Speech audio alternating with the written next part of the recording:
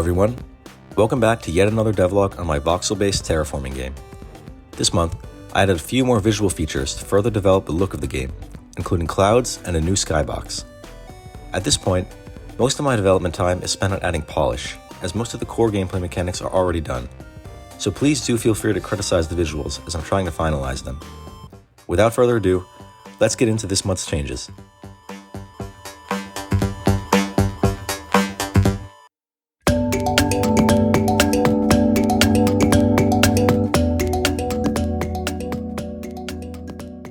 The first change I made was to completely redo the game's skybox. Previously, I was using a simple texture for the skybox, which in my opinion left a lot to be desired. Now, I generate the skybox procedurally. I achieve this by simply drawing a large number of randomly placed cubes very far away from the camera to give the impression of stars, and one large cube for the sun. Not only does this look much better, but it's also a lot more dynamic. I can easily and instantly change the number, size, and color of the stars and sun, which could give the user a lot more options to tweak the look of their planet.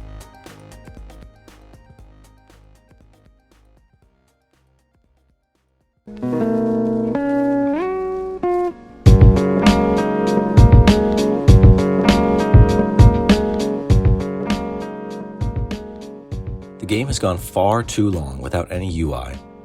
Up until this point, I'd been playing the game with an excessive number of keybinds to control everything, and it was getting difficult to even remember them all. The first step was to get the basic positioning set up, which was fairly simple since my custom UI library easily supports multiple window resolutions. Next, I polished up the look, added some animations, and hooked the buttons up to the different terraforming tools.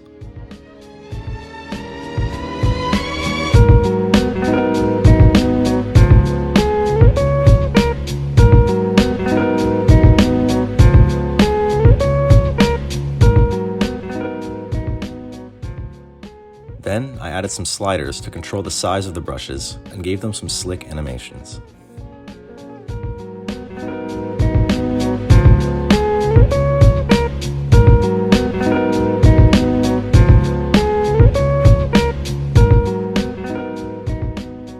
And lastly, I added some little sidebar menus for selecting more options.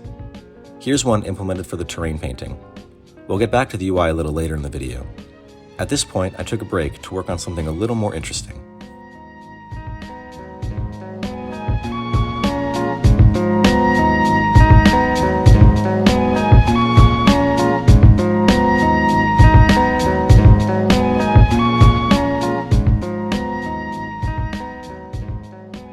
Clouds are a feature I've wanted for a long time.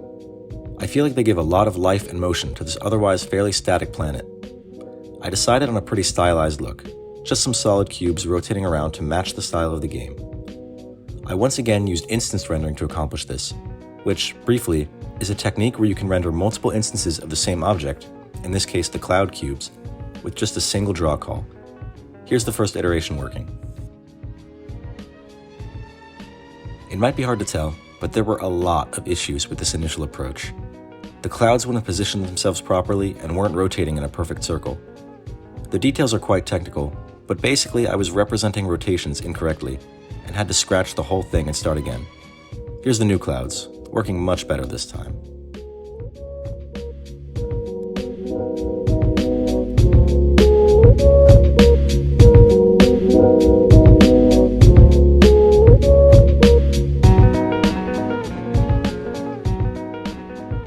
As a final touch, I added some rudimentary lighting to the clouds.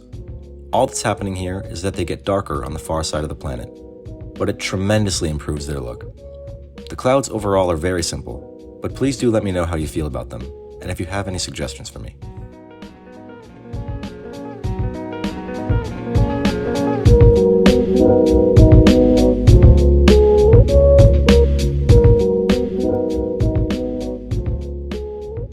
Now it's back to finish what we started with the UI.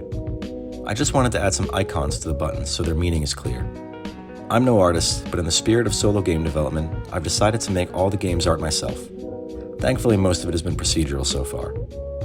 I quickly sketched out some initial designs, and honestly, these look pretty horrible. But I put them in the game anyway just to see. Not for long though. I quickly changed them to a more simplified style, which I think looks much better.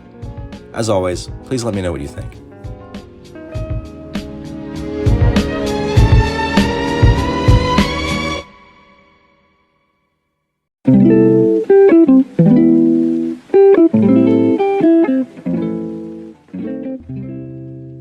Just for fun, I added a new prop to the game, Cacti.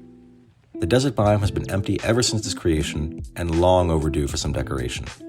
These cacti are pretty simple. All that's really special is that some get a little flower on top, but in the future I'll add some more complicated variants with arms.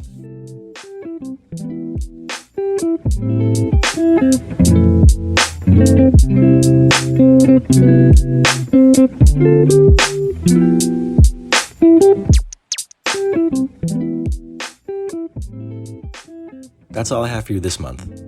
As I said earlier, most of what's left to do is to polish and add content, as well as to add the main menu, but that should be fairly simple. In more exciting news, I have also finally chosen a name for this game, but I'll save that for the next video. See you then.